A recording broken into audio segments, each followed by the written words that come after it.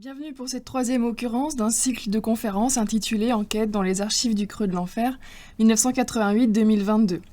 Alors début février, lors de ma première présentation intitulée Mise en situation, je revenais en détail sur l'origine de ce projet de recherche dans les archives du Centre d'Art, sa mise en œuvre et les méthodologies ajustées tout au long de ce vaste chantier de fouilles dans l'histoire artistique d'un centre d'art aussi exceptionnel qu'atypique.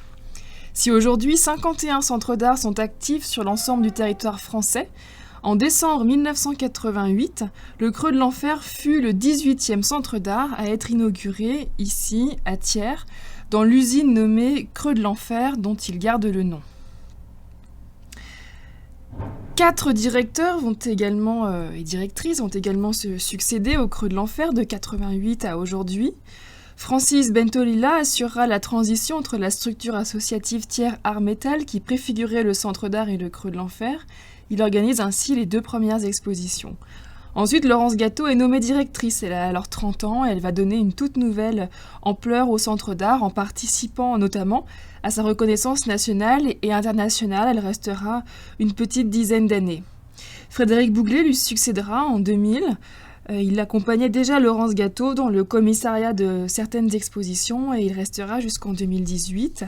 Alors, Sophie Auger-Grappin prend la direction de ce lieu de création historique et obtient en 2019 le label Centre d'art contemporain d'intérêt national, qui est une distinction qui est attribuée à certains centres d'art et qui témoigne du soutien, de la reconnaissance de l'État pour l'excellence du travail conduit par ces centres d'art et leurs équipes, et la qualité de l'accompagnement des artistes ainsi que la mise en œuvre d'actions novatrices de transmission au bénéfice d'un large public. Le centre d'art devient alors le premier centre d'art contemporain labellisé de la région Auvergne-Rhône-Alpes. Le projet DRAC, mémoire des 20e et 21e siècles, à partir duquel s'est structuré ce chantier de recherche dont je présente l'un des volets aujourd'hui, consistait à ce que j'étudie en 2020, pendant environ 1 mois, les archives artistiques du Creux de l'Enfer présentées comme éclectiques et qui n'avaient jamais fait l'objet d'une réelle diffusion grand public. Il s'agissait ensuite d'opérer une sélection de quelques œuvres emblématiques exposées au Centre d'Art depuis 1988, qui permettrait de retracer sous la forme de 6 ou 7 courts textes thématiques d'environ 4 pages l'histoire artistique du Creux de l'Enfer en accord avec le projet aujourd'hui développé. La finalité est celle d'une restitution grand public sous la forme de conférences et d'une diffusion des textes rédigés accompagnés d'images accessibles en version numérique via la plateforme digitale du Creux de l'Enfer, alors en pleine restructuration et aujourd'hui tout à fait fonctionnelle et très esthétique, comme vous pouvez le voir à travers cette capture d'écran que j'ai faite de la plateforme numérique du Creux de l'Enfer.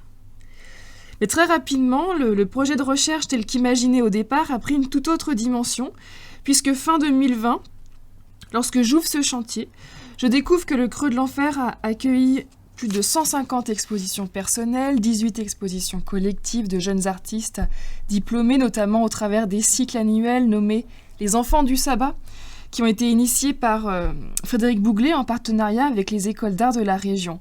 Et au final, environ 350 artistes ont exposé au Creux de l'Enfer depuis sa création, sur l'ensemble des 3 voire 4 niveaux du site, si l'on compte la terrasse, qui parfois est investie, sans parler également de l'espace nommé La Grotte, qui, comme son nom l'indique, est creusé dans la roche et est très apprécié des artistes. Si j'utilise aussi aujourd'hui le terme d'enquête, c'est pour mieux évoquer une méthodologie in progress, on pourrait dire, qui n'a cessé d'évoluer, notamment vers la forme de la reconstitution d'archives. Archives qui se sont en fait avérées partiellement conservées ou accessibles. J'évoquais ainsi précédemment la recherche des archives elles-mêmes, qu'elles soient matérielles ou numériques, et la disparition d'une partie de ces dernières ressources numériques alors que les archives matérielles ont bien pu être retrouvées parfois à la faveur de la trouvaille elle-même d'un trousseau de clés, de l'ouverture d'une armoire oubliée, etc. Comme j'avais pu vous le raconter un petit peu lors de la première présentation. Et comme il sera question aujourd'hui de matière, je vous remontre une dernière fois ces traces matérielles, comme ces nombreux fax échangés dans les années 90 entre la directrice Laurence Gâteau, les artistes et les entreprises partenaires pour la conception des projets artistiques. Ces fax, qui se sont effacés avec les ans, ne restituent aujourd'hui que des traces très très ténues, un peu comme des repentirs qui, je trouve d'ailleurs, de mon point de vue, sont très beaux. Je vous remontre aussi cette fameuse armoire à hecta, ces hectachromes, comme des diapositives de très grande qualité, qui constituent la précieuse mémoire iconographique des années 90 jusqu'au début des années 2000.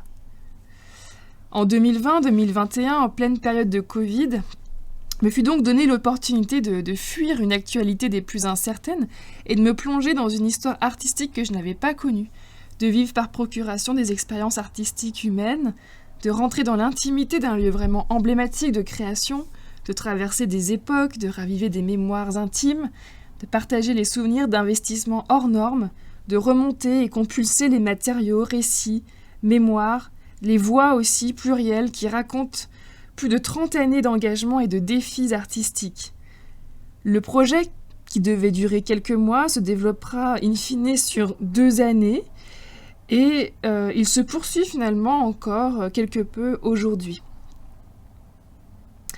À partir de ces éléments que j'ai rassemblés, puis sélectionnés et agencés, je propose aujourd'hui 6 textes thématiques comme des récits problématisés à travers lesquels je mets en perspective des histoires de création, en revenant singulièrement sur un certain nombre d'œuvres produites plus ou moins spécifiquement pour le Creux de l'Enfer. Et ces plongées sont des histoires du Creux de l'Enfer. Elles ne sont pas du tout chronologiques et évidemment non exhaustives. Les textes thématiques que j'ai déposés début 2022 sont aujourd'hui mis en ligne, accompagnés de quelques centaines de notes de bas de page pour rendre compte de la nature des sources très diverses, mais aussi de quelques centaines de citations annexes tirées d'articles et pour la plupart en fait d'entretiens archivés, mais surtout de nombreux entretiens que j'ai moi-même menés. Voici l'interface numérique telle que vous pouvez l'apprécier depuis la plateforme du Centre d'Art. Sont également adjointes des ressources iconographiques qui accompagnent ces textes, et quand un appel de notes est surligné en jaune, c'est qu'il s'agit d'une citation annexe, une voix de plus proposée pour animer le récit. Il suffit alors de cliquer sur l'appel en jaune et le document est déplié jusqu'à l'endroit de la citation. Ensuite, en recliquant sur la flèche, l'interface nous ramène au corps du texte. Quelques manipulations sont donc nécessaires pour lire les textes avec ces citations annexes. Lors de ma présentation inaugurale début février, outre toute cette histoire de méthodologique que je dépliais assez précisément, je revenais sur la réhabilitation architecturale en 1987 de cette usine multicentenaire, sur les choix des architectes de conserver au maximum le bâti existant sans le dénaturer, de garder l'aspect brut du lieu et de voir ensuite comment certains artistes ont travaillé à partir du bâtiment comme matrice. Ainsi, les architectes Fabre et Speller, alors chargés de la réhabilitation, ont pu écrire, je les cite, « Chaque exposition, chaque installation est à présent une réinterprétation des lieux, une nouvelle lecture proposée pour un lieu qui mélange inexorablement fragments d'architecture et de nature brute. » Je présentais à cette occasion quelques relations artistiques, on pourrait presque qualifier d'architectoniques, en revenant sur des créations qui dialoguaient avec l'architecture, la reconfiguraient, la métamorphosaient, etc. À l'image, par exemple, souvenez-vous de Pierre Ardouin qui, en 2003, redimensionne le lieu à partir d'une construction de passerelles métalliques et des vitraux flamboyants, visibles de jour comme de nuit, à la faveur d'un système d'éclairage programmé. Alors qu'en 1994, Richard Foguet métamorphose les lieux en un palais, pour reprendre l'expression du directeur adjoint Jean-Louis Trochery, notamment en camouflant intégralement le sol du rez-de-chaussée d'un pavement de lait de vénilia, cette espèce de vinyle adhésif aux couleurs et motifs multiples, et le tout rehaussé de vraies perruches qui partagent leur cage avec des doublures déformées en pâte à modeler qu'elles étaient amenées à picorer puisqu'elles étaient recouvertes de graines, ces doublures de pâte à modeler. Quant à Laurent Pariente, en 1997, après 2 mois d'un véritable chantier et 1 an de préparation, il désoriente les visiteurs et dématérialise l'architecture du Centre d'Art dans lequel il s'insère, et dans lequel surtout il insère un dédale de murs de plâtre sur les 2 principaux niveaux, murs de plâtre recouverts de craie veloutée lumineuse obtenus par ponçage très long ponçage de cette surface. L'œuvre alors n'est rien d'autre que de la lumière, écrira un critique à propos de l'expérience sensible proposée. Ensuite, lors de ma seconde présentation, intitulée « Réfléchir l'environnement », je revenais sur les qualités pittoresques du site entre ombres et lumières, et je mettais en perspective des œuvres qui ont pu réfléchir cet environnement, mais au sens presque optique du terme.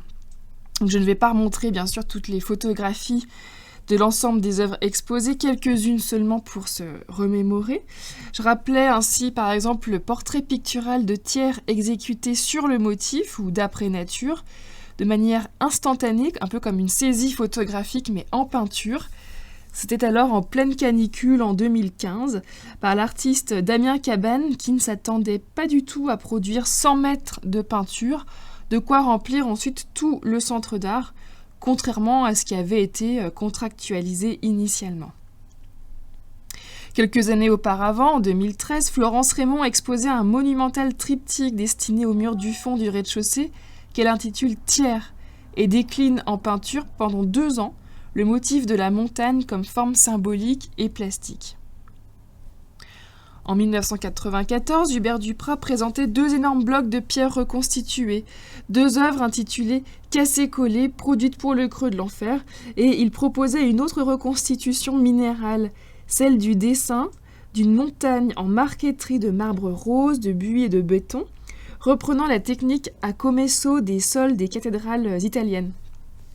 La montagne, comme vous pouvez le voir sur l'image de droite, est alors inversée. Les arbres deviennent comme des racines, son image en marbre poli et très, très brillant, luisant, semble découler des baies vitrées comme un sténopé.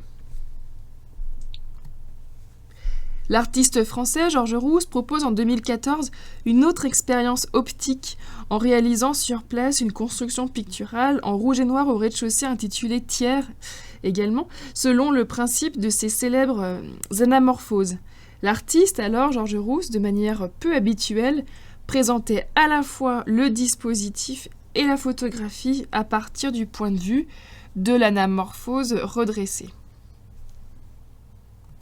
Fin des années 90, Claire Chevrier réalise une installation à processus photographique au niveau du sous-sol, qui était alors un espace accessible aux artistes. Il ne le fut plus par la suite, peut-être d'ailleurs le redeviendra-t-il.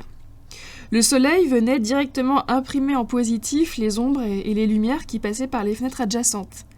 Selon ce processus d'exposition sensible, les ombres sont matérialisées et fixées sur des papiers photosensibles spécifiques, s'effaçant au fil de l'exposition. Fin 88, Marc Couturier, lors de l'exposition inaugurale, souligne la luminescence du lieu avec Ostia. Ostia, c'est le titre de cette œuvre, un immense disque fabriqué par assemblage de plaques d'hostie translucides, tel un réflecteur de studio photo ou un capteur de la lumière changeante. En 1994, lors de l'exposition collective Glissement, avec la Britannique Anne-Veronica Jensens, le Suisse Adrian Schiss, le Belge Jan van de Vries et l'Écossais Greg Wood, il s'agissait de donner à voir et à sentir l'intensité des modulations lumineuses de ce lieu vivant, car soumis à la lumière naturelle. Comme vous le voyez ici, Anne-Veronica Jensen estampe ainsi la paroi rocheuse de cet espace nommé la grotte en papier d'aluminium de manière à capter les variations des ombres et des lumières naturelles. En parallèle, les reflets glissent et les couleurs se métamorphosent en permanence sur les lacs colorés du Suisse Adrian Schiss. Ces peintures interfèrent en profondeur avec leur milieu, comme des plans d'eau. Quant à l'artiste norvégien Per Barclay, lorsqu'il revient au Creux de l'Enfer en 2015, il installe au rez-de-chaussée un écran des plus sombres.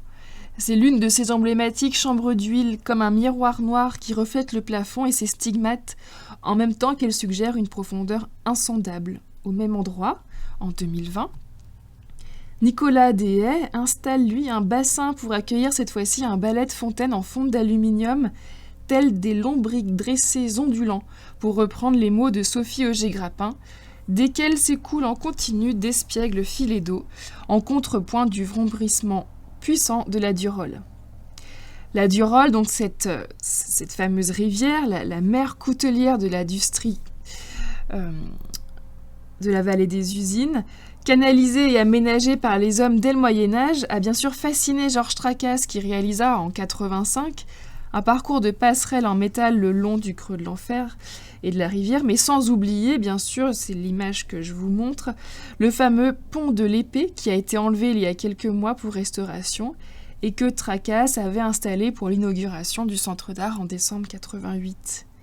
En inox poli comme un miroir, le pont suspendu au-dessus de la chute d'eau est nommé pont de l'Épée en raison de sa courbure telle une lame de couteau, et surtout de son éclat, puisqu'en fait il disparaissait en reflétant le paysage. Donc après ce bref rappel, pour celles et ceux qui n'étaient pas présents lors des premières conférences, je propose à présent de développer une nouvelle histoire du creux de l'Enfer, donc toujours partielle, vous l'aurez bien compris, et non chronologique, autour de la problématique, cette fois-ci intitulée « Le lieu comme matière ».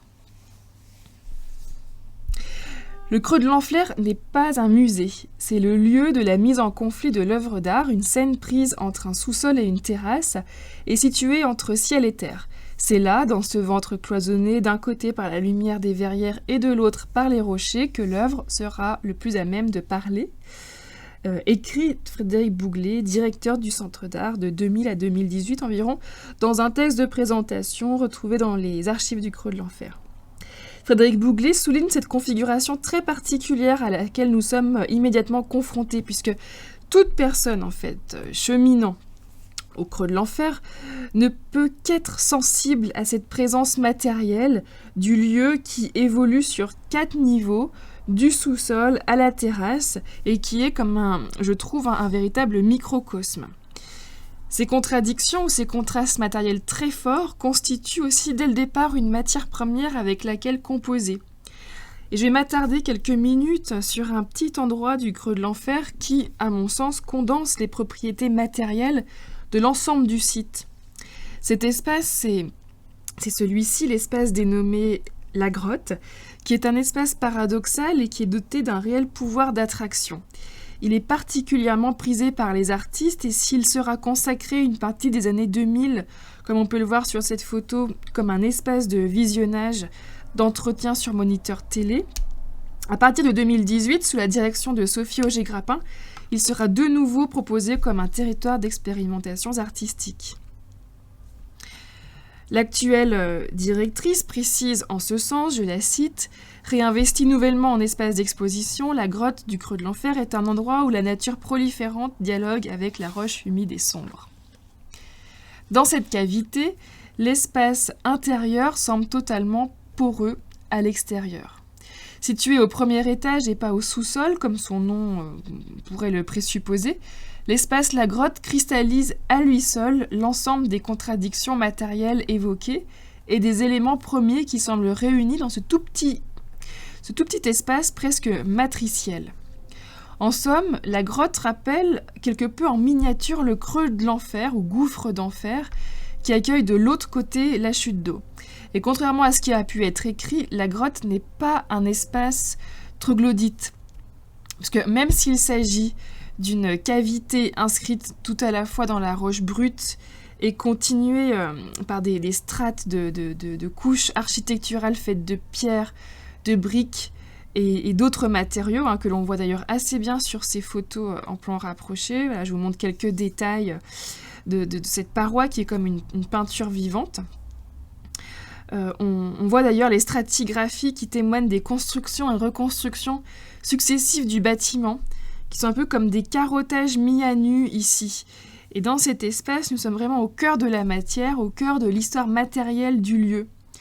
Je propose aussi de considérer cette paroi comme une surface, voire une peinture vivante, en écho aux pratiques artistiques très actuelles qui ont trait au vivant et à des œuvres aussi très contemporaines qui utilisent des matériaux vivants, comme en témoignait par exemple il y a quelques années, peut-être que vous l'avez vu, cette très intéressante exposition au Centre Georges Pompidou de Paris, intitulée « La fabrique du vivant ». Et dans cette expo, il était question d'œuvres à matériaux évolutifs, avec certaines œuvres impliquées dans un processus de croissance ou de dégénérescence. En somme, des œuvres très organiques, telles des phénomènes naturels. Et à l'image, par exemple, de cette paroi au creux de l'enfer, qui est en mutation permanente, un peu comme une peinture vivante, je repensais par exemple aux peintures de Pamela Rosenkrantz, faites de cellules vivantes qui font évoluer ces tonalités. Cette question des matériaux organiques dans l'art contemporain, avec ce que j'ai pu qualifier d'œuvre écosystème, c'est une de mes expressions usitée dans l'une de mes publications universitaires récentes, est un questionnement très contemporain qui a très vite été pris en charge au Centre d'art de Thiers, quasiment depuis le début de sa conception. Puisque finalement, dès le début de cette histoire à Thiers, au moment même des choix opérés pour sa réhabilitation, il a été décidé d'en faire un lieu poreux, un espace animé, voire vivant. Donc au creux de l'enfer, cette grotte est aussi baignée de lumière naturelle, puisqu'elle est couplée de part et d'autre à des éléments de verrière. C'est donc une grotte tout à la fois sombre et lumineuse, ouverte sur les espaces d'exposition du premier étage, mais aussi ouverte sur l'extérieur. Ainsi que le relevait la proposition d'Anne-Veronica Jensen, dont je vous remontre encore cet hectare, puisque en estampant cette paroi d'aluminium, elle la révélait comme un capteur des variations lumineuses. Cette délicate empreinte, en fait il s'agit d'une feuille d'aluminium qui vient mouler la paroi, révèle aussi le relief qu'elle sublime. Et ce relief brut est aussi pour moi comme une métaphore du creux de l'enfer, puisqu'il n'est pas fait d'espace lisse. C'est un lieu véritablement où l'on se frotte, qui offre des zones de friction aux artistes. Cet espace miniature est aussi comme un microcosme ou un écosystème, c'est un peu l'hypothèse que je fais. Il est recouvert en partie de terre et de végétation qui pousse parfois en son sein, comme en témoigne par exemple cette photographie à gauche que j'ai prise à la volée, où l'on peut voir comme une petite tige d'un arbuste naissant. En somme, cette cavité, à l'image du centre d'art lui-même, est un lieu de rêverie, propice au développement des imaginaires et plus précisément à l'imagination matérielle, pour reprendre le fameux concept du philosophe Gaston Bachelard. La grotte est donc une interface poreuse à l'air et à la lumière, tout en étant naturellement humide, puisque les eaux pluviales ruissellent légèrement de sa paroi rocheuse. Notons aussi que la pluviométrie à Thiers, parce que j'ai fait de sommaires recherches sur Wikipédia, bien avant ces années de sécheresse spectaculaire, bien sûr, est particulièrement élevée. Et la roche qui compose en partie le centre d'art est une roche brute, celle du rocher décaissé dans la faille de granit qui constitue la topographie géologique particulière de Thiers. Le bâtiment du centre d'art Le Creux de l'Enfer condense à lui seul les caractères géomorphologiques particuliers de cette ville du Massif central, construite sur un sol aux origines magmatiques. Cette roche brute, ou composite, n'est pas ou plus recouverte de plaques de plaques au plâtre, et je ne sais pas d'ailleurs si d'autres centres d'art sont ainsi en contact direct avec cette forte présence naturelle. En tout cas, cette roche est très présente et elle fait l'objet de toutes les attentions. Dominique Gaudivier, qui fut secrétaire de direction du Creux de l'Enfer dès son inauguration, me racontait lors d'un entretien récent, je la cite, « La veille de l'inauguration du Creux de l'Enfer, donc c'était en décembre 88, à minuit, nous étions encore en train de brosser le rocher. Sur les parois ruisselaient des filets d'eau qui se répandaient sur le sol de l'édifice. » Donc vous l'aurez compris, le Creux de l'Enfer n'est pas simplement un centre d'art, une entité institutionnelle. C'est en premier lieu c'est un lieu au magnétisme très particulier qui féconde les imaginaires, mais surtout les mises en forme matérielles, puisque je reviendrai dans la 5e conférence sur les imaginaires liés aux enfers, aux cavités féeriques, etc. Mouillé par le flux continu de la rivière Durolle, l'édifice est traversé de roches magmatiques, où poussent discrètement quelques végétations, et il réunit l'ensemble des matériaux et des éléments primordiaux, eau, terre, air, feu, que ce soit matériellement ou par son histoire récente et industrielle, ou très ancienne et géologique. La réunion de ces éléments ou de ces matières primordiales par le centre d'art lui confère quelque peu une dimension démiurgique, créatrice. Le lieu lui-même est un ensemble de matières brutes qui fait travailler d'autres matières. Et comme une entité organique, le centre d'art réagit sensiblement aux phénomènes naturels. Plus qu'un lieu, il est un espace existentiel ou genius loci, pour reprendre une expression qui évoque l'attraction d'un lieu. Ainsi d'ailleurs le rappelle Sophie Auger-Grappin dans le texte de l'exposition collective Le génie du lieu, en 2018, je la cite, « Genius loci, depuis l'Antiquité, a souvent pour but de qualifier l'atmosphère si particulière d'un espace. » Dès lors, plus qu'un lieu, je fais l'hypothèse que le creux de l'enfer serait un véritable milieu. Directrice du centre d'art de 90 à 2000 environ, Laurence Gâteau, lors d'un entretien, revenait aussi sur la force tellurique et la puissance magnétique du site, considérant selon ses propres termes le lieu comme matière. Pour autant, elle insistait beaucoup sur sa volonté de ne pas restreindre les projets artistiques à la seule modalité de l'in situ, ou encore au seul travail du métal, matériau évidemment hautement symbolique vis-à-vis de l'histoire industrielle du lieu. Ainsi, si les œuvres dialoguent fortement avec le lieu, elle souhaitait qu'elles puissent avoir une certaine autonomie et poursuivre leur existence au-delà de l'exposition tiernoise.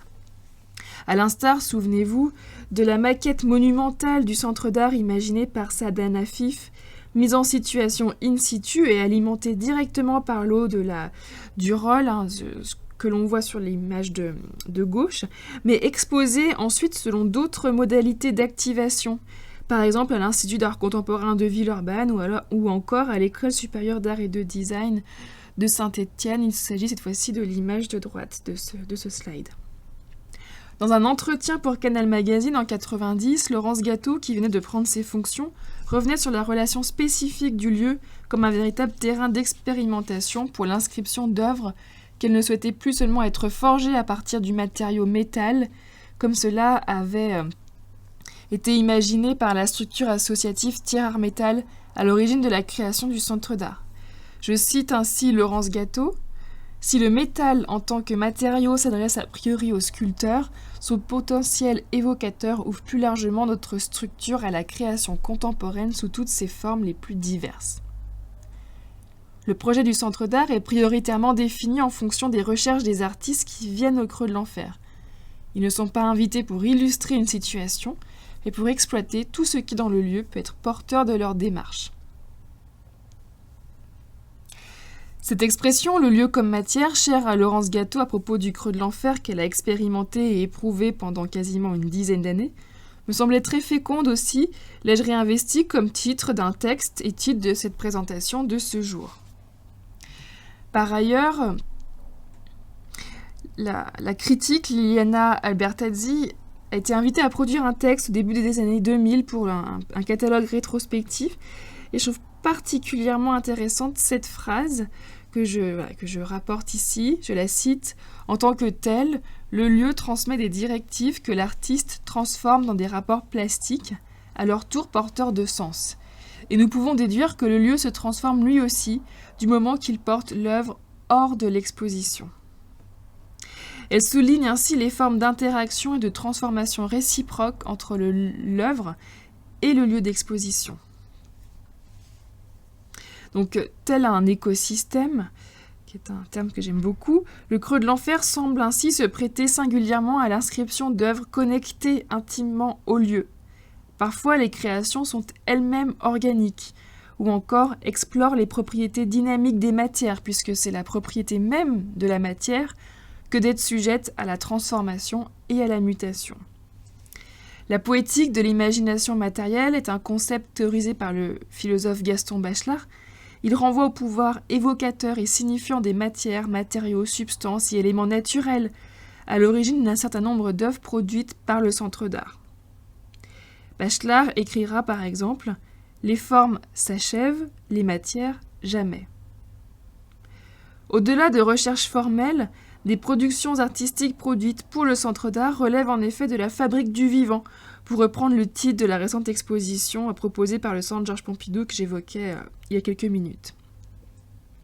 Des réalisations artistiques peuvent aussi être travaillées à partir de données sensibles et questionner les qualités énergétiques, le processus de transformation, les changements d'état, de matière ou de matériaux, en prise avec leur milieu. En 1993, Michelangelo Pistoletto, figure emblématique du mouvement italien Arte Povera, souhaite matérialiser le flux énergétique qui traverse le lieu, de la chute d'eau à la terrasse. Et dans un entretien pour la presse locale, il précise, je le cite, « Ici, j'ai la sensation des 4 éléments ». L'exposition est intitulée « El Signo Arte », le signe art, et elle se déploie conjointement au musée de Rochechouart et à Vassivière. Notons aussi qu'en 1993, il s'agit de la toute première exposition de l'artiste italien en France hors galerie.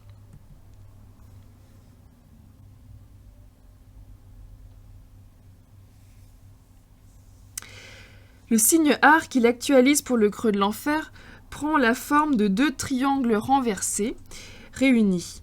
En 1993, l'artiste multipliait les manifestations de ce signe depuis alors une quinzaine d'années. Le signe art, tel un sablier, est la métamorphose du passage d'un univers dans un autre. Pistoletto le présente à chaque niveau du Creux de l'Enfer, par exemple au rez-de-chaussée, ou encore directement dans la chute d'eau, matérialisée dans de la pierre volcanique de Volvic régionale, mais aussi en marbre au premier niveau, en plaques de miroir au sous-sol et sur la terrasse. À propos de cette dernière, Jacques Béchon et Mitch Pearson me rapportaient en mars 2021, je les cite, « La pièce de Pistoletto en miroir sur la terrasse, c'était fantastique. Nous avions l'impression de tomber dedans. » Sans oublier, bien sûr, le déploiement des signes qui peuvent être peints sur bâche transparente et installés à l'extérieur devant chaque baie vitrée de l'étage. On peut d'ailleurs imaginer que leurs ombres colorées imprègnent l'intérieur de l'espace d'exposition. Pure présence à l'échelle humaine, ces inscriptions interagissent avec leur milieu, en incitant à une traversée intime du lieu. L'une des sculptures en lave de Volvic est immergée de manière pérenne dans la Durolle au pied du centre d'art. Le volume est taillé et façonné continuellement depuis presque 30 ans par le flux de l'eau et apparaît parfois subrepticement. Daniel Blonsky, trésorier du Creux de l'Enfer de 2008 à 2012 et industriel qui a contribué à la production d'œuvres emblématiques, me racontait lors d'un entretien en 2021, je le cite, « La pièce de Pistoletto est toujours immergée. Je la nettoie de temps en temps quand il n'y a pas beaucoup d'eau. Parfois, on la voit très bien. » Je vous montre quelques images d'archives. Ce sont des photos miraculeusement archivées dont le code source m'indique qu'elles ont été prises en 1993. L'œuvre est véritablement intégrée dans ce milieu aquatique dans lequel elle baigne depuis exactement 30 ans. Et c'est toujours un réflexe, une fois qu'on le sait, quand on arrive au Creux de l'Enfer, de chercher du regard cette œuvre latente de Pistoletto, qui est là, mais la plupart du temps invisible car sous les eaux, et qui émerge de temps à autre lorsque le débit de la chute est moins important. Il s'agit quasiment littéralement d'une œuvre à géométrie variable, dépendante de son environnement matériel. L'on peut imaginer, alors je n'ai pas pris de photos récemment, quand elle émergeait, pour comparer, mais on peut imaginer sa légère érosion au fil des ans, à l'image, quoique sur une toute autre échelle du temps, du travail d'émouture qui fut ici exercé dans cette ancienne usine et qui accueillait bien sûr des meules hydrauliques. Petite anecdote également concernant l'œuvre de l'exposition de Pistoletto, rapportée par Joël Damas, photographe d'exposition qui se souvenait lors d'un entretien récent que l'un des signes art conçus par Pistoletto pour être installé dans l'espace La Grotte, avait été fabriqué en maçonnerie. Joël Damas me parle alors de Pistoletto découvrant que le maçon, à qui on avait confié la production, avait fait le choix sans concertation de teindre la pièce en rouge au lieu de la laisser en béton brut et gris, considérant que rouge c'était plus artistique. Pistoletto aurait alors décidé de l'accepter au lieu de la faire refaire. Cependant, je n'ai trouvé aucune image dans les archives, ni de sculpture en béton, ni de sculpture ni gris, ni rouge. Mais un article de presse retrouvé fait mention d'un des signes art coulés en béton. Donc, finalement, ce qui reste d'une exposition, ce sont bien souvent des récits et parfois quelques images qui sont un peu comme des tremplins pour réactiver les mémoires et tout autant attester ou non de l'existence des pièces. Quant aux problématiques de prise de vue, elles étaient bien réelles pour les œuvres en miroir comme celle-ci, puisque afin d'éviter de se refléter en qualité de photographe dans l'œuvre, il a été nécessaire pour Joël Damas d'utiliser une chambre photographique, un appareil imposant utilisé traditionnellement en photo d'architecture pour décentrer l'axe de prise de vue sans déformer l'image et avoir tout de même des vues frontales, comme cette belle vue. Ainsi, une telle image a nécessité un travail conséquent de prise de vue de la part de Joël Damas pour la constitution des archives iconographiques de très grande qualité au début des années 90. Quelques années plus tard, en 98, l'exposition d'Éric Samac est conçue comme une expérience sensible et sensorielle avec l'installation d'écosystèmes naturels et de paysages sonores en connexion, voire en communion avec le centre d'art qui est lui-même déjà en quelque sorte un écosystème, c'est-à-dire un milieu où les éléments sont en interaction dans un processus d'échange énergétique. Comme vous pouvez le voir sur cette image, dans l'espace humide et semi-troglodytique de la grotte au premier étage, ouverte à la lumière directe, comme je le rappelais, Éric Samac fait se développer un véritable biotope, c'est-à-dire un lieu propice à un développement du vivant. L'œuvre, qui s'intitule Nymphéa, fait directement référence au bassin peint par l'impressionniste Claude Monet. Et l'eau, cette fois-ci, n'est pas soumise à un courant, contrairement à la chute d'eau. C'est une eau stagnante qu'il faut pour que se développent non pas des nénuphars, mais ici des lentilles d'eau, qui est en fait un organisme qui a la capacité de se développer extrêmement rapidement. Nymphéa d'Éric Samac est un bassin étanche que l'artiste qualifie aussi de miroir d'eau et qui a été ensemencé de lentilles d'eau qui se développent très rapidement en un épais tapis organique d'une lumière, d'une belle palette de vert très lumineux. Cet étang miniature, moustique compris, si j'en crois quelques témoignages, semble parfaitement en prise avec le milieu du centre d'art. Et à propos de cette symbiose, l'artiste me confiait, je le cite, « Certains visiteurs ne le voyaient pas et pensaient que c'était endogène. » Dès le rez-de-chaussée, juste en dessous, Samac souhaite habiter l'ensemble dans toutes ses dimensions avec du vivant, précise-t-il. Il fait ainsi acheminer de grands plans de bambou rassemblés en une zone de silence. L'installation crée un écran végétal exogène atténuant la réverbération du son de la Durolle tout en troublant l'appréhension de l'espace. Les plants de bambou ont été acheminés à Thiers depuis les Hautes-Alpes. Ils poursuivent aujourd'hui leur croissance dans les Hautes-Pyrénées. Précise donc l'artiste en 2021 qui développe des bambouseraies depuis plusieurs décennies. Il remarquait également, je le cite, « La zone de silence était une manière d'occuper l'espace et de l'occulter, de l'habiter dans ses 3 dimensions avec du vivant. Les visiteurs, embêtés, gênés dans leur déambulation par la présence des bambous, perdaient leurs repères. La zone de silence en bambou est un écran pour isoler des bruits. Les bambous sont utilisés comme écran, comme dans les temples de Kyoto, où leurs feuilles bruissent et changent l'acoustique. À Thiers, le bruit de la Durolle était ainsi moins réverbérant. Les bambous de grande hauteur restructurent en effet l'espace du sol au plafond. Ils contrastent également fortement avec la minéralité du lieu post-industriel. Remarquons aussi, j'ai trouvé une vue plus rapprochée sur un hectare, comme en témoigne l'image de droite. Remarquons avec cette grande canne accrochée à une poutre. Donc sa verticalité redouble plus légèrement les piliers de soutènement. Il s'agit en fait d'une œuvre antérieure que l'artiste installe ici à Thiers.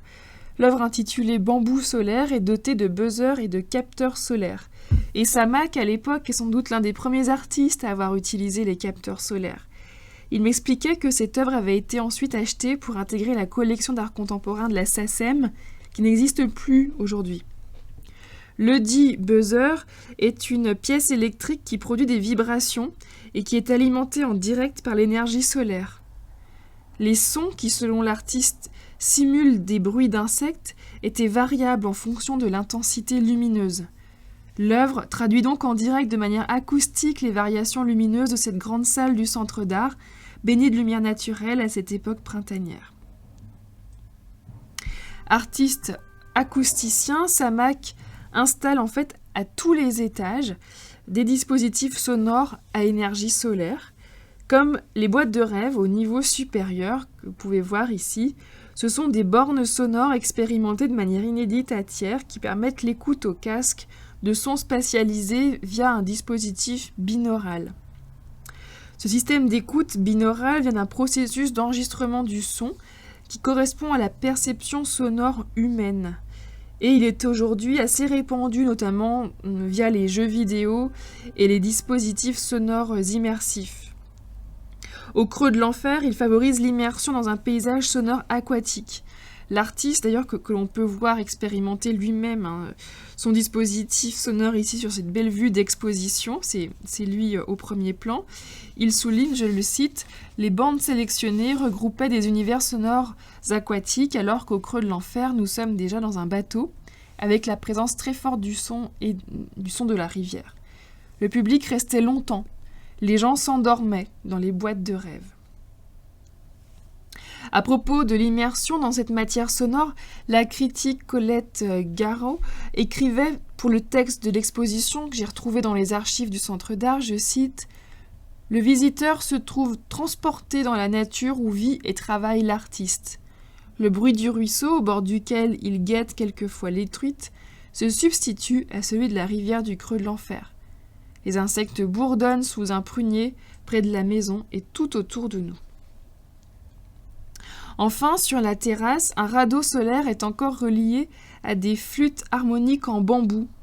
Les rayonnements lumineux se transmuent en une partition fluctuante pour un concert continuellement rejoué, orchestré par les vibrations d'un lieu animé.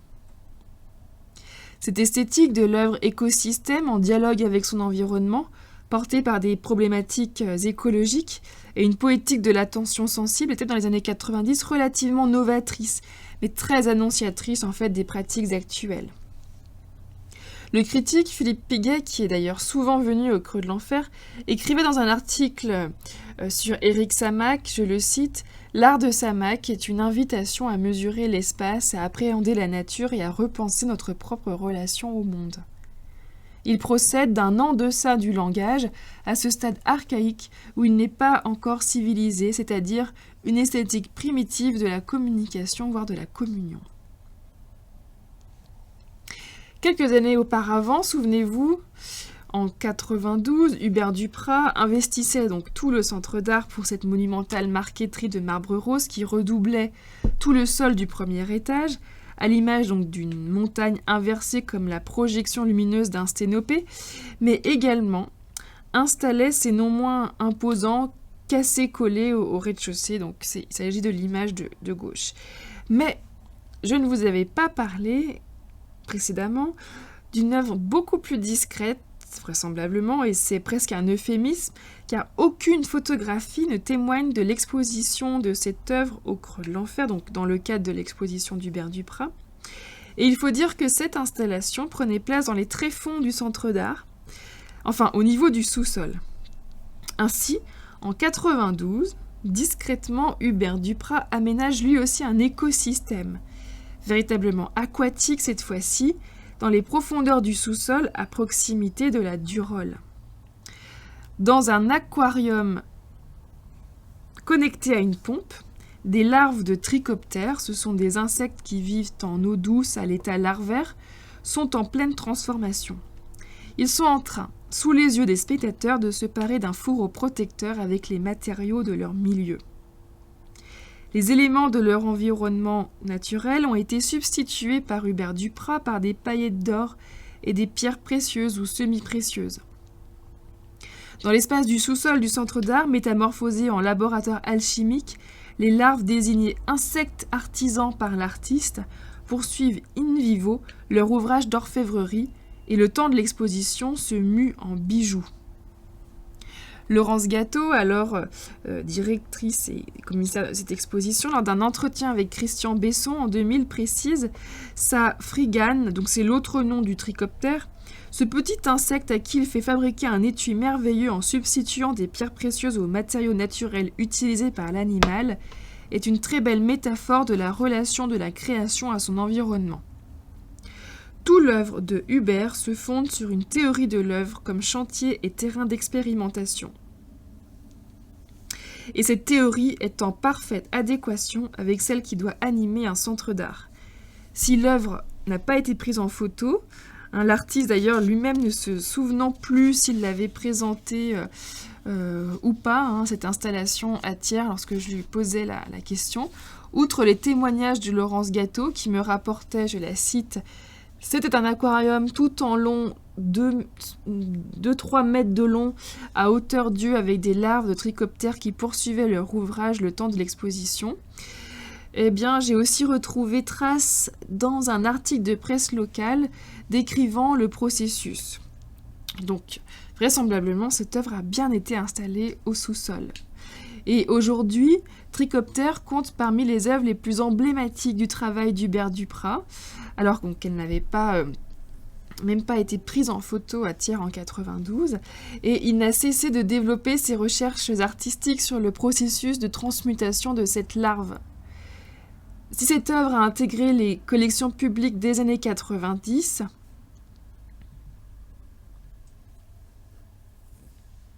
voilà, donc là il s'agit de l'article de presse que j'ai retrouvé, ainsi du témoignage de Laurence Gâteau.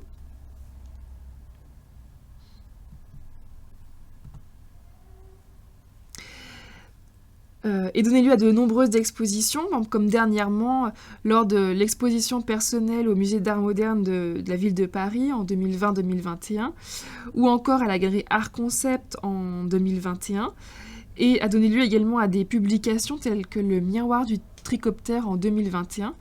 Aucune photo de l'installation au creux de l'enfer n'a été produite. Et les images que m'a généreusement envoyées l'artiste n'en témoignent pas davantage. Pourtant, dès février 83, l'artiste avait déposé son brevet d'invention intitulé « Confection de fourreaux pour des larves aquatiques de trichoptères à l'aide de matières précieuses ». Il avait d'ailleurs exposé les pages du brevet à la galerie Art Concept de Paris en 2021. Donc j'avais pris quelques photos que vous voyez ici de cette installation et de cette présentation, exposition du brevet déposé en 83. Et j'ai également réalisé une très courte vidéo du processus à l'œuvre selon un dispositif sans doute assez similaire à celui conçu pour Thiers. Bon, je peux vous montrer quelques secondes de cette vidéo qui n'est pas une formidable qualité, mais ne serait-ce que pour comprendre le processus de transmutation.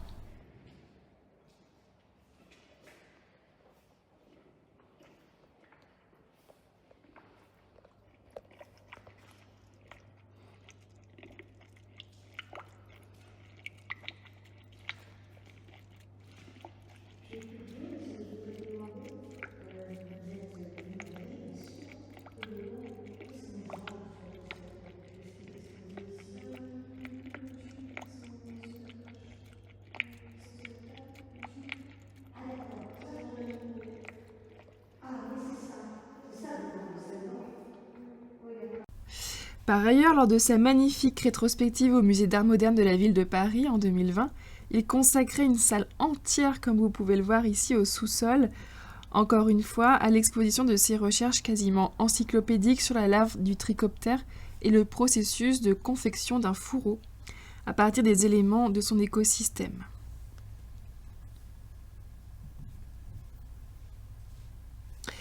Mais que vient donc faire là une fontaine à eau d'origine britannique, un modèle usuel sans doute, une œuvre ready-made de Melanie Kunsel, artiste britannique. écrit ou questionne la critique Elisabeth Lebovici en 1998 pour un article dans le journal Libération. La sculpture est un objet manufacturé qui renvoie en tout point à la définition du ready-made proposée par Marcel Duchamp au début du XXe siècle, soit un objet manufacturé qui, déplacé dans le champ artistique, perd ses fonctionnalités. Ou encore, pour reprendre la célèbre définition du ready-made par André Breton en 1938, je cite « objet usuel promu à la dignité d'objet d'art par le simple choix de l'artiste ». Cette discrète installation de Mélanie Coutzel, là j'ai récupéré quelques documents dans les archives papier et quelques hectares, au rez-de-chaussée, ne relève pourtant pas à proprement parler de ready-made, puisque l'objet manufacturé, consécutivement à un important travail de plomberie, m'a-t-on rapporté, et à la nécessité d'un énorme trou, est connecté au profond circuit de canalisation de l'édifice afin de recouvrer ses fonctions premières de fontaine à eau. Le visiteur peut ainsi participer à l'œuvre interactive et venir s'abreuver. Sur le mode d'une poétique de la tuyauterie, et non sans humour post-Duchampien, Drinking Fountain, car tel est le titre de cette installation de 98 de Mélanie Coutzel, rappelle de manière métonymique la présence de l'eau comme source de vie au creux de l'enfer. Mais elle invite aussi à une plongée dans l'intimité presque organique du creux de l'enfer et dans son histoire intimement liée au détournement de l'eau. Cette poétique de la tuyauterie rappelle, à mon sens, le grand Vador installé par Fauguet depuis l'espace La Grotte que je vous avais présenté lors de la première conférence et anticipe aussi quelque peu une installation d'une toute autre envergure que vous voyez sur l'image de droite, celle de Vivien Roubaud que j'aurai l'occasion de présenter lors de la conférence à venir de fin juin intitulée « Machinerie ». L'on peut voir à travers ces images, donc à gauche, la tuyauterie de Fauguet faite d'un assemblage de tuyaux de poils qui semble partir de la grotte comme excroissance organique, et le réseau non moins organique de plomberie raccordé en une installation animée conçue par Vivien Roubaud, à droite. Alors je me permets ici un clin d'œil à Marcel Duchamp et à son célèbre ready-made de 1917 intitulé Fontaine et qui révolutionnera l'histoire de l'art moderne. En regard et non sans humour, faut-il le préciser, cette photographie donc à droite, à gauche l'œuvre de Duchamp et à droite cette photographie prise par mes soins dans l'un des recoins intimes du creux de l'enfer, précisément petit coin de l'atelier mis à disposition aux artistes en résidence ou en montage, que j'ai aussi pu expérimenter lorsque je restais farfouillée dans les archives papier. Somme toute triviale ou bien drôle, cette photographie témoigne du contact réel des artistes au creux de l'enfer avec cette présence rocheuse massive et cette paroi laissée à nu où ruisselle en permanence une petite humeur aqueuse. En préparant cette présentation, je revisionnais aussi quelques hectares et je me suis arrêtée sur une installation que je n'avais pas retenue initialement pour les textes, ayant trop peu d'informations à son égard, mais qui me semble pertinent de mentionner très rapidement aujourd'hui. Il s'agit d'une installation de Mona Hatoum qui nous plonge aussi dans les profondeurs du centre d'art, au plus près de l'eau, c'est-à-dire au sous-sol. Bon, je reviendrai largement par la suite sur les autres œuvres présentées par l'artiste de renom sur les autres niveaux lors de conférences à venir. Alors j'ai cru comprendre en recoupant quelques informations, souvent toutefois contradictoires, qu'une vidéoprojection diffusait un enregistrement de la chute d'eau à proximité de cette dernière de l'autre côté du mur extérieur. Dans un article pour Art Press, Richard Lédier écrit en 1999, je le cite, « La rivière filmée s'écoule verticalement de bas en haut sur le mur et de gauche à droite sur le sol et contredit ainsi le modèle naturel. » En outre, l'artiste donnait à voir le système d'engrenage raccordé aux turbines hydrauliques en y installant une seconde vidéo projetée par en dessous à travers une petite lucarne vitrée qui est d'ailleurs toujours là. Mais un an auparavant, l'installation de la fontaine de Mélanie Coutzel et 3 ans avant celle-ci de Mona Hatoum, l'artiste brésilien Cildo Meireles irrigue le centre d'art qu'il anime au travers d'une double captation. Notons la dimension résolument internationale de la programmation de Laurence Gâteau dans les années 90, et ce fut aussi l'occasion de la toute première exposition personnelle en France de Cildo Merlès. En 97, pour l'œuvre « Je est un autre », l'artiste détourne le flux de la rivière en amont du Bief, le fait transiter dans un tuyau transparent long d'1 kilomètre, rassemblé en une grosse pelote dans l'espace d'exposition pour être ensuite rejeté au niveau de la chute d'eau. Parallèlement à cette circulation bien réelle, selon un principe de mise en abîme, 2 caméras filment et retransmettent en direct la trajectoire du fluide. L'on peut aussi voir dans ces dessins préparatoires de 96 que j'ai retrouvés dans les boîtes d'archives papier que le projet a sans doute évolué et que la pelote de tuyaux n'était peut-être pas la piste initialement retenue. Si l'on se réfère au dessin de gauche, qui représente un vaste contenant en plastique, l'on peut apprécier effectivement l'évolution du projet. Cette masse de tuyaux souples a une dimension assez organique, comme un corps au travers duquel transite un liquide vital, presque métaphore du centre d'art. Et les qualités de transparence auraient permis de voir le flux circuler, mais, m'a-t-on rapporté, il est très vite devenu opaque à force de charrier des particules de limon. En regard de cette œuvre, on repense bien sûr à l'inondation fantasmée par Ceylan Affif que je vous avais présentée la dernière fois, là aussi une dérivation bien réelle de l'eau de la Durolle. Mais 4 ans plus tard, en 2001, je ne suis pas sûre qu'Affif ait eu vent de l'installation de Merlès, dont il ne reste que quelques traces sous la forme d'hecta. L'artiste brésilien propose également une seconde installation au rez-de-chaussée, une œuvre expérimentale et immersive intitulée « Pleu-pluie » si l'on traduit. L'œuvre est constituée d'un cube de projection vidéo simulant cette fois-ci un phénomène pluvieux en continu accompagné d'un son de pluie, me rapportait Laurence Gâteau. Donc, je vous montre quelques hectares de quelques centimètres à peine que je visionnais à la table lumineuse. Le dispositif conçu par Merlès offrait dans tous les sens du terme une expérience immersive au spectateur qui, à ses risques et périls, après avoir pris soin de se vêtir d'un imperméable transparent mis à disposition, marche sur d'instables coussins d'eau et se fait littéralement arroser par la Durolle. Alors, je vous dévoile aussi un dessin retrouvé dans les archives et c'est très émouvant de remettre la main sur ces esquisses qui témoignent de la construction du projet et des dialogues entre les artistes et les acteurs du centre d'art. Parce que, comme je le dis souvent, un projet artistique, c'est toujours un défi qui engage bien plus que l'artiste lui-même. Il y a une dimension collective dans la conception d'une œuvre, surtout quand elle est ressortie d'une installation. J'ai aussi l'impression que c'est la directrice du Creux de l'Enfer elle-même, Laurence Gâteau, qui a dessiné le projet, ou du moins a reporté les légendes en français sur le document car l'artiste ne parlait pas français. L'artiste Cildo Merlès précisait quelques éléments de son projet. Pour le Creux de l'Enfer, je le cite, « Dès le premier instant, l'endroit s'est imposé comme l'objet du discours de l'eau. Immédiatement, Je est un autre est né de l'endroit eau et pleu-pluie par attraction naturelle. L'endroit a été construit pour l'eau et heureusement, il est étanche. » Alors la personne que vous voyez là en train d'éprouver le dispositif sur cette photo serait Jean-Louis Trochery, à l'époque directeur adjoint. Et ce dernier, lors d'un entretien en 2021, se remémorait très bien l'histoire de cette exposition. Ainsi, il me rapportait, je le paraphrase, l'œuvre de Merlès était totalement expérimentale jusqu'au dernier moment, ça a failli ne pas marcher.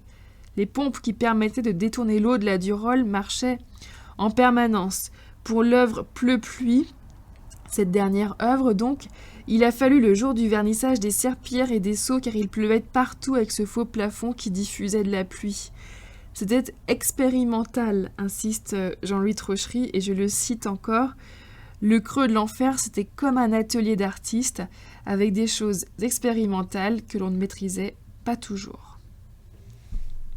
Et pour poursuivre cette question de l'expérimentation à grande échelle, je convoque à présent l'artiste Véronique Boudier, qui raconte: j'ai su que j'allais devenir la roche, l'eau et l'air. Je n'ai pas pensé à un projet, il était là, physique, brut, double. J'ai eu peur des morts et des vivants. Le lieu est mouvant, trop vivant malgré son cimetière comme toi. Là-bas, j'ai fait suinter la matière de la montagne. J'ai voulu savoir sa nature. Je me suis heurtée à sa dureté, à sa douceur, à sa sagesse. J'ai aimé l'odeur de son corps comme je peux aimer celle d'un homme. Je pense que j'ai réalisé au creux de l'enfer une de mes plus belles expositions et que je ne suis peut-être pas pour grand-chose. Elle a investi les 2 étages du centre d'art en 2000. Véronique Boudier est restée plus d'1 mois dans le lieu pour s'en imprégner et notamment transformer le rez-de-chaussée en un organisme vivant soumis au processus anthropique, processus naturel de transformation. Ce sont d'abord les 206 os du corps humain moulés en silicone souple et transparent qui auront dû être découpés par un boucher de tiers, car extrêmement coriaces, qui sont dispersés au sol et recouverts d'une substance poisseuse translucide, en fait du glucose, afin, selon l'artiste, de les fondre dans le décor. Donc j'ai fortement zoomé sur un hectare bien conservé et renumérisé dernièrement pour déceler la présence de ce corps, ou du moins de ces ossements, dont nulle image ne témoignait vraiment. Donc voici ce détail. Ensuite, le lait a coulé dessus. 4000 litres de lait corporel, 4 tonnes de lait corporel fournis gracieusement par l'entreprise L'Oréal se sont répandus au sol par ruissellement depuis la paroi rocheuse grâce à un système d'irrigation soigneusement camouflé. Véronique Boudier souhaitait rejouer un suintement naturel du corps de la roche et confronter la douceur du lait corporel à la rudesse du lieu.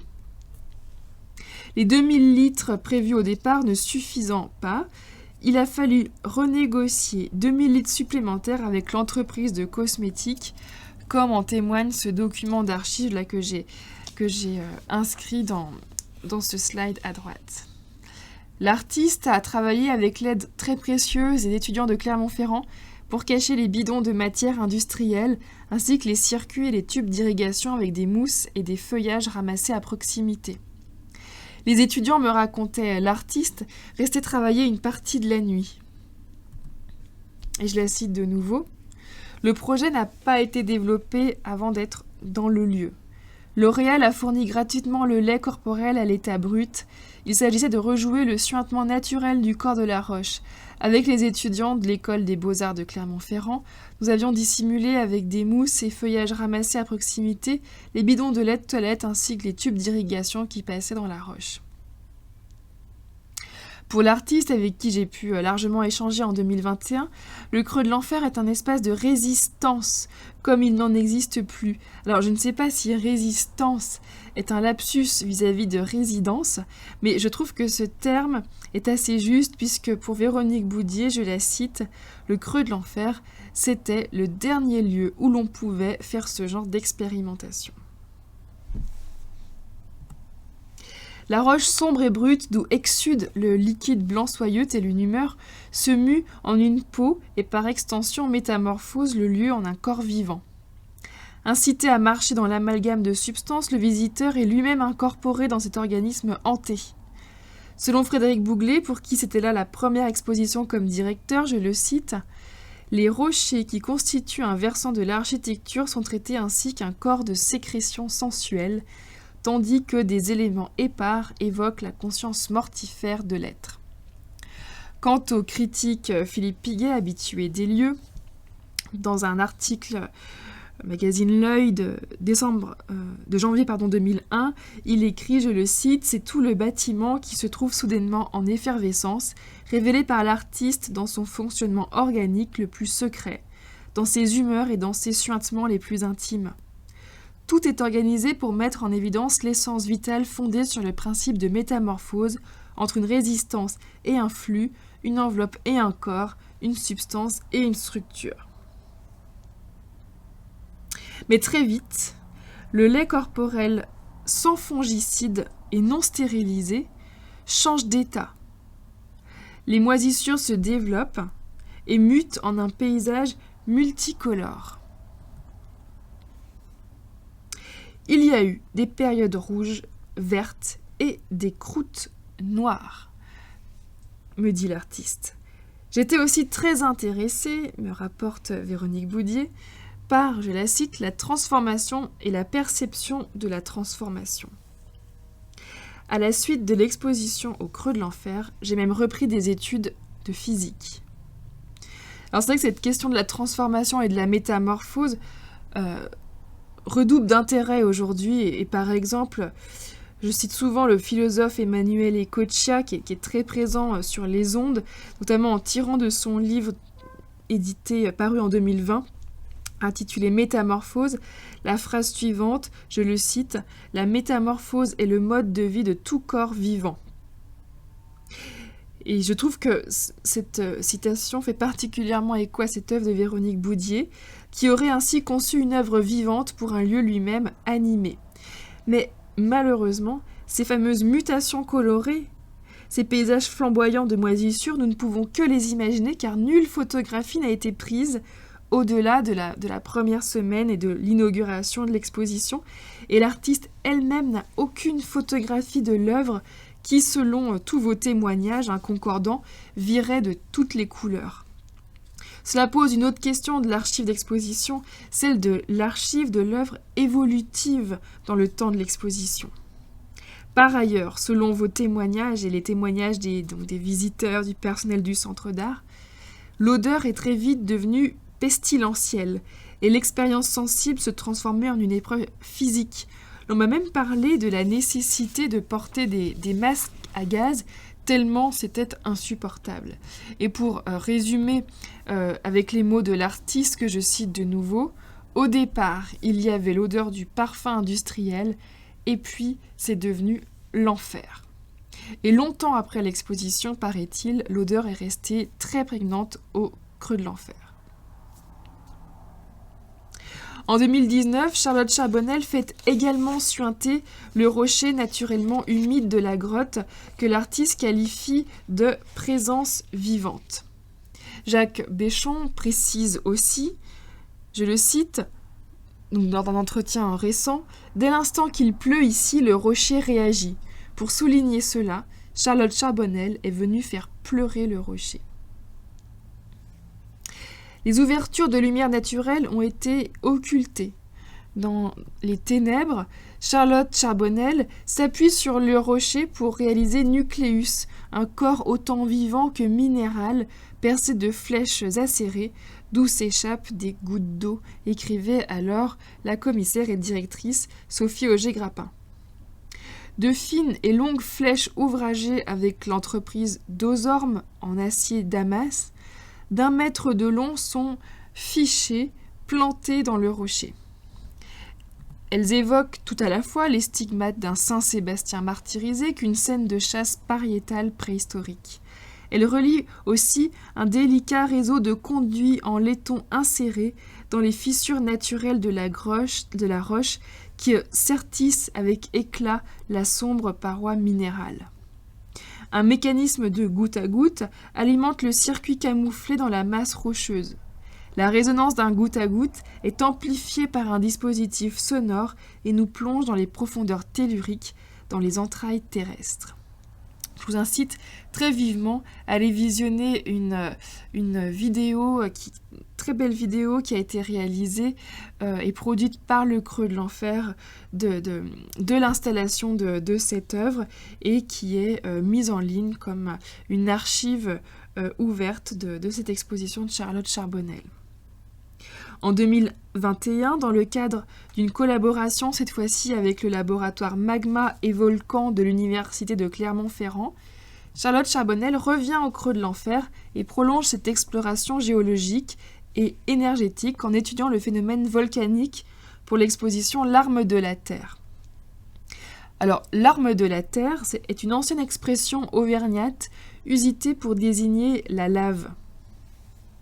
Le rez-de-chaussée devient ainsi le ventre de la Terre, pour reprendre le titre de l'installation.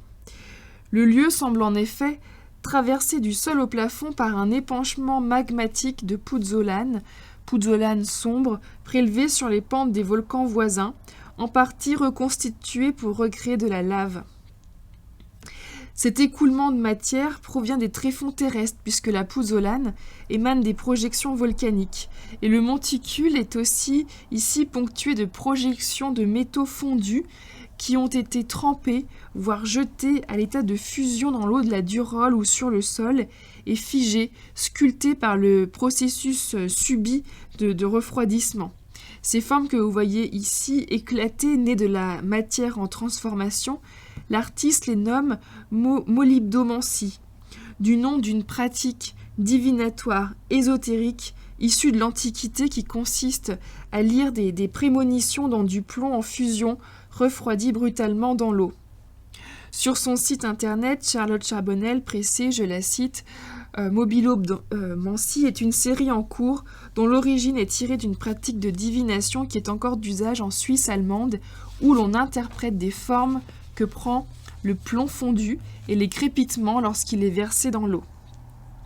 Inspiré de cette technique, j'ai voulu inventorier les différents métaux et observer leurs formes, leurs réactions, en les faisant fondre, puis en les renversant dans l'eau en suivant le même protocole. Chaque métal traduit l'empreinte de l'eau sur le métal et nous révèle le métal dans son aspect natif. Les formes obtenues peuvent être très denses ou aérées, ou évoquer un minéral ou encore un végétal et questionnent ainsi le règne de la matière. Là, je vous invite cette fois-ci à aller visionner un autre film réalisé par Le Creux de l'Enfer sur cette résidence de l'artiste Charlotte Charbonnel qui a donné lieu à cette exposition L'arme de la Terre. Très beau film dans lequel l'on peut constater les difficultés notamment pour obtenir ces agrégats de matière solidifiée. La verticalité du puissant agrégat de matière rappelle la formation d'une effusion magmatique, à travers également un ensemble de projections photographiques. Alors, je n'ai pas forcément d'images très probantes, vidéo et sonores. Les différents états du magma sont ensuite révélés au premier niveau du centre d'art, de la pâte en fusion à sa cristallisation présentée sous la forme de bombes volcaniques ouvertes et incorporées à des sculptures jusqu'à la suspension en poussière de la lave. La lave est une matière première, voire primitive fascinante, selon la critique Marguerite Pilvin, qui a rédigé le communiqué de presse. La lave, écrit-elle encore, est une empreinte, une traduction des puissances de l'air, de l'eau et de la terre. Charlotte Charbonnel explore donc les potentialités morphologiques et les propriétés des matériaux premiers. Les changements d'état, autrement dit les transmutations des matières, travaillées par les éléments premiers, eau, air, terre, feu, matérialisent également l'écoulement du temps, mais à une échelle non plus humaine, mais à l'échelle du temps géologique, c'est-à-dire des milliards d'années. Alors j'ai appris en faisant quelques sommaires recherches que la pouzzolane, qui est un matériau très présent dans les monts d'Auvergne, région évidemment volcanique, tirerait, si j'en crois des ressources Wikipédia, pourtant son nom d'une ville d'Italie, Puzzoles, située à proximité du Vésuve. Alors je me suis dit que ce n'était peut-être pas un hasard si en 2005, l'Italien Gilberto Zorio, invité par Frédéric Bouglet, avait intitulé son exposition « Du creux de l'enfer au creux du Vesuvio ».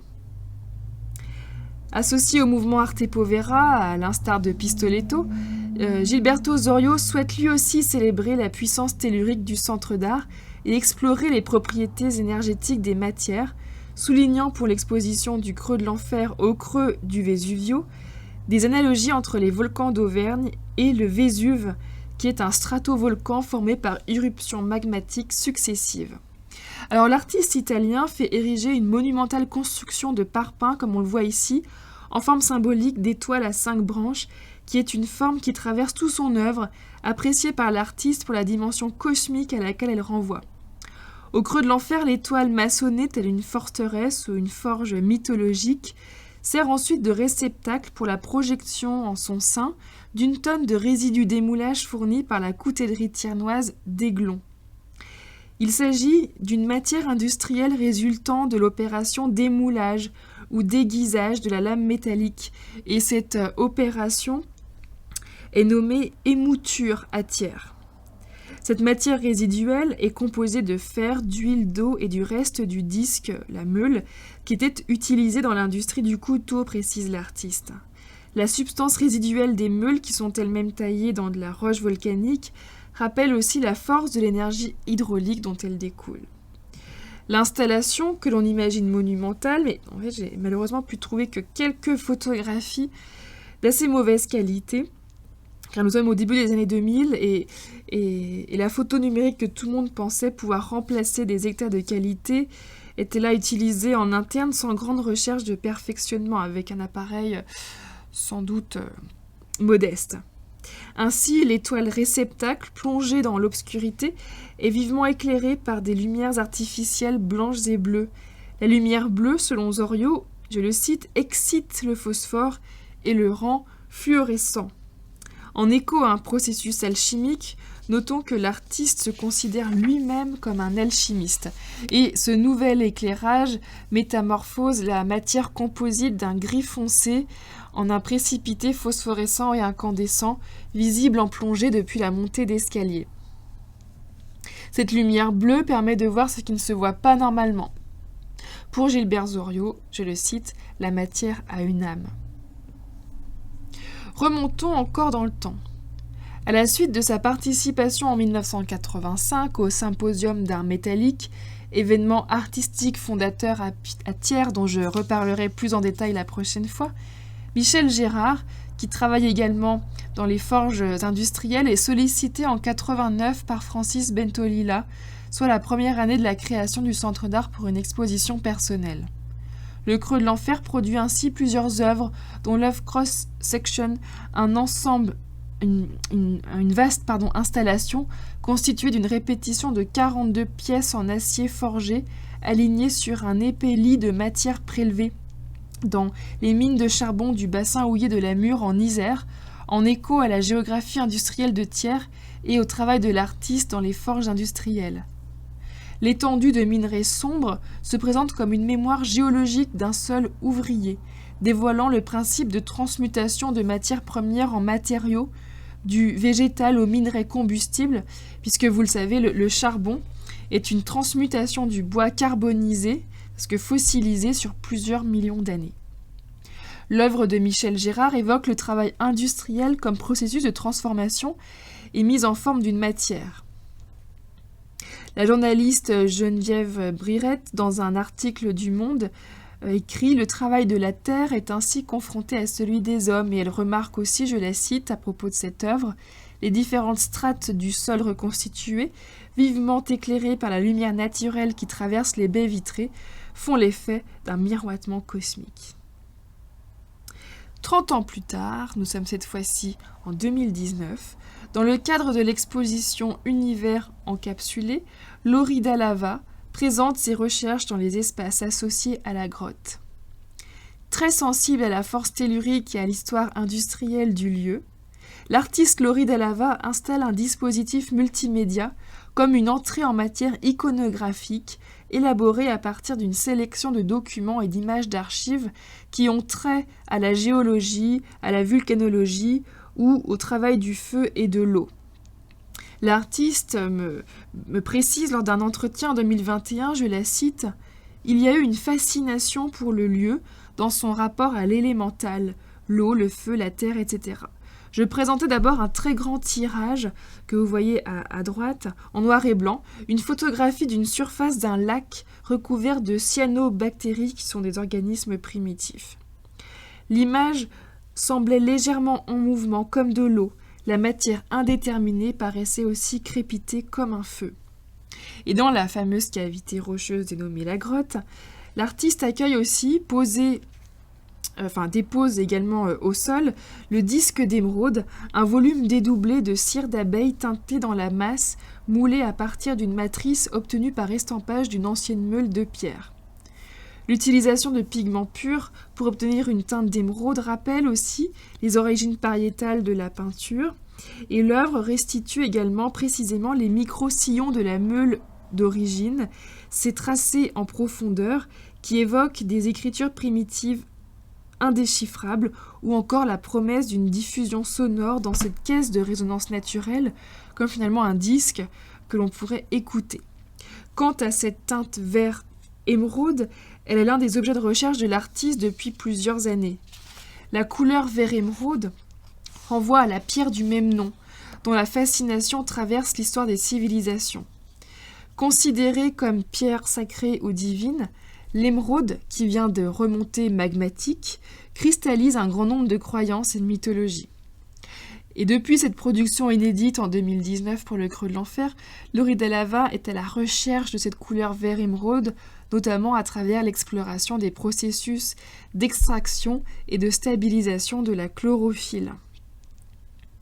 À la fois profonde et lumineuse, la couleur émeraude, selon le critique Victor Mazière, je cite, fait directement référence à la nature, son principe de croissance et de germination, et au feu secret des alchimistes.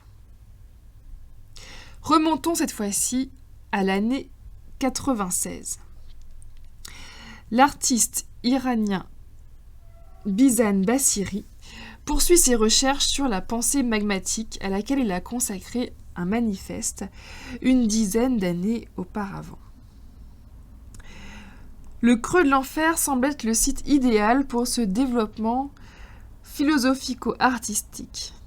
Selon Laurence Gâteau, que je cite, Bassiri fait naître la matière au travers d'une œuvre polymorphe du sous-sol au premier niveau, de l'endroit le plus embryonnaire et souterrain à l'éclosion vers des sommets plus lumineux et cosmiques.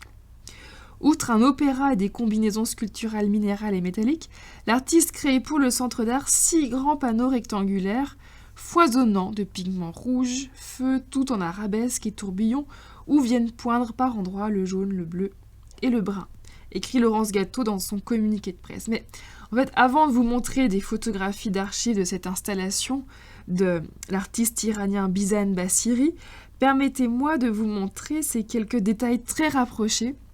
En fait, il s'agit de détails d'un ektachrome, c'est-à-dire ces photographies de type diapositive, la prise en 96, d'une très très haute qualité. Et les hectas sélectionnés ont été rescannés en 2022 par l'opérateur photographe David Philippon, qui m'avait fait remarquer que ces derniers étaient dans un état correct, mais étaient devenus sombres, car légèrement recouverts de moisissures, puisqu'ils avaient été conservés au Creux de l'Enfer, éminemment humides. Et en effet, lorsque je zoome sur cette photographie scannée, je m'aperçois, je ne sais pas si vous voyez, vous aussi, que la surface est ponctuée de petits points ou grains noircis, et qu'à d'autres endroits, la gélatine est légèrement craquelée. L'on peut dire finalement que la matière du lieu a aussi agi à cet endroit, puisque en ce qui concerne ces hectachromes, ils sont entreposés depuis 27 ans dans le bureau du Creux de l'Enfer, pourtant bien protégés dans des pochettes spécifiques et une armoire, mais cela n'aura pas suffi à les protéger de l'humidité ambiante très importante. Cette matière organique, comme un poudroiement hanté, vient quelque peu s'inscrire à la surface de la mémoire iconographique artistique du Creux de l'Enfer. Mais selon Joël Damas, auteur des photographies historiques, donc de ces hectachromes, il serait très facile de les nettoyer pour recouvrer leur état premier. Voici à présent les hectas en entier. L'on peut en effet, en accord avec l'analyse de Laurence Gâteau, voir dans ces concrétions de papier mâché teinté dans la masse quelques parentés formelles et matérielles avec des effusions magmatiques. Les épais panneaux aux couleurs tourmentées sont disposés sur d'imposants chevalets en acier fabriqués à Thiers, en des face-à-face très physiques. L'installation est intitulée « Évaporation » et l'œuvre témoigne du processus de sédimentation à partir de la matière colorante que l'on imagine déposée à l'état liquide et qui manifeste une fois sèche une profondeur que l'artiste souhaitait magmatique et cosmique. On voit la densité de ces volumes de papier mâché rappelle également les origines industrielles des gorges de la Durolle, dont les eaux pures ont favorisé l'installation d'usines de papier dès le XVIe siècle. J'aurai l'occasion d'ailleurs d'en reparler dans d'autres conférences. Selon l'historienne Anne Henry, que je cite, l'origine de cette activité de papeterie remonterait au XVIe siècle et c'est au XVIIIe siècle qu'elle a connu son apogée. On compte alors plus de 20 établissements qui emploient au total 800 ouvriers. Elle précise également, je la cite toujours, « Traversant un massif granitique, l'eau de la Durolle est exempte de calcaire, condition indispensable à la fabrication des pâtes à papier. » Le papier de ses prémices industrielles était obtenu à l'instar des papiers mâchés de Basse-Syrie et j'ignore en fait si ce dernier avait eu connaissance de cette partie de l'histoire industrielle de la vallée des usines. Le papier était donc obtenu par égouttement, essorage et séchage de la pâte de chiffon. Je vous remontre donc cette peinture de Théodore Rousseau que j'avais glissé dans mon PowerPoint lors de la première présentation. Donc une peinture réalisée à Thiers en 1830 et intitulée « La Vanne, les papeteries de Thiers ». Dans son article, Anne Henry apporte les précisions techniques et historiques suivantes. Au rez-de-chaussée, des papeteries thiernoises se trouvait la salle des piles, dans lesquelles les chiffons préalablement fermentés étaient malaxés à l'aide de maillets entraînés par une roue hydraulique et un arbre à cames. La fabrication des feuilles était réalisée dans une pièce attenante. La pâte obtenue était stockée dans une cuve chauffée dans laquelle l'ouvrier plongeait un cadre de toile métallique qu'il remontait chargé de pâte et faisait s'égoutter. Les feuilles ainsi obtenues étaient ensuite essorées sous une presse avant d'être mises à sécher. Cette opération se déroulait dans la partie supérieure de la papeterie, nommée l'étendoir, et il semble que des étendoirs à papier de ce type aient existé à l'étage supérieur de certaines maisons de la ville haute, donc la ville haute de Thiers. Jusqu'à un endroit où l'eau ne s'était pas écoulée, est le titre de l'installation picturale réalisée in situ par l'artiste Flora Moscovici en 2008. Jusqu'à un endroit où l'eau ne s'était pas écoulée est aussi une citation tirée du roman de George Sand, La Ville Noire, date de 1860, et qui inscrit 25 ans avant Germinal, au cœur du roman, un contexte social ouvrier, le cas échéant celui de l'industrie thiernoise. Dans le cadre de l'exposition collective Le génie du lieu, donc on revient à cette histoire de Genius Loci, Flora Moscovici conçoit un cheminement au premier étage qui se développe picturalement sur la totalité des murs depuis le couloir sombre près de la grotte jusqu'à traverser les cimaises encore présentes à l'époque face aux baies vitrées. Le contact avec l'espace La Grotte lui a fait ressurgir l'expérience sensible de peinture rupestre qu'elle avait pu apprécier lors de visites des grottes préhistoriques. Et lors d'un entretien en 2021, elle précisait, je la cite, « J'ai pensé à ce moment où, après avoir marché longtemps dans l'espace sombre et souterrain de la grotte, l'on découvre soudainement une palette de couleurs grâce à la lumière. » Grande coloriste, Flora Moscovici investit des lieux avec comme seule matière la couleur qu'elle applique et souffle à même les lieux dont elle révèle les espaces et les matérialités. Au creux de l'enfer, elle conçoit sa peinture comme une promenade qui évolue au fur et à mesure de l'espace. Les nappes de pigments dilués, appliquées à même les cloisons, semblent se propager comme une végétation polychrome. Le choix des couleurs, cette gamme chromatique qu'elle décline, s'accorde au reflet des paysages environnants. Les couleurs sont dégradées en rythme régulier de petites touches qui façonnent par variation des modelés très organiques, presque mouvants. Et le spectateur peut se déplacer dans ce paysage de peinture très tangible.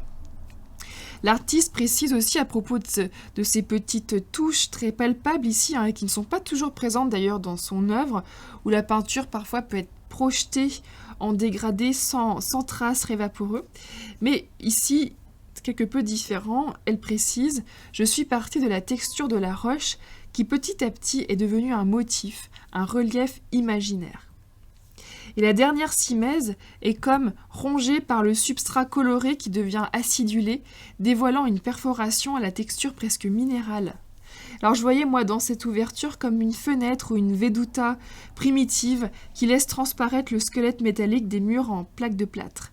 Et si le paysage de couleurs changeantes se fait de plus en plus lumineux en révélant le lieu, il est aussi l'occasion d'une transformation spatiale bien réelle et d'une littérale redécouverte des espaces longtemps cloisonnés. Car en effet, à la fin de l'exposition de Clara Moscovici en 2019, les 6 messes de plâtre chargées de couleurs seront définitivement déposées, le lieu recouvrant ainsi son état brut d'avant 2002, lorsque ces 6 messes avaient été installées par Frédéric Bouglet. Et à ce sujet, et pour conclure, je laisse la parole à la directrice et commissaire de cette exposition, Sophie Auger-Grappin, que je cite.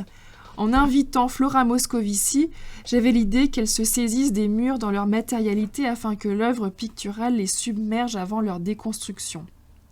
L'absorption des murs par la couleur a constitué l'ultime étape de métamorphose de cet espace resté inchangé durant 15 ans.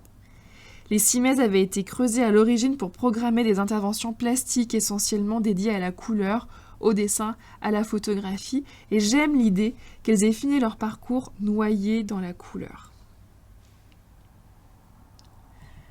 Voilà. Donc je vous remercie vivement pour votre attention, et également l'ensemble de vos témoignages qui ont permis d'étoffer cette présentation. Et petit clin d'œil pour conclure avec cette photographie que j'ai prise d'une fenêtre en fait depuis le studio mis à disposition par les artistes, studio du Creux de l'Enfer, et je trouvais qu'il y avait des parentés notamment chromatiques avec la palette de l'artiste Flora Moscovici. Encore merci pour votre attention.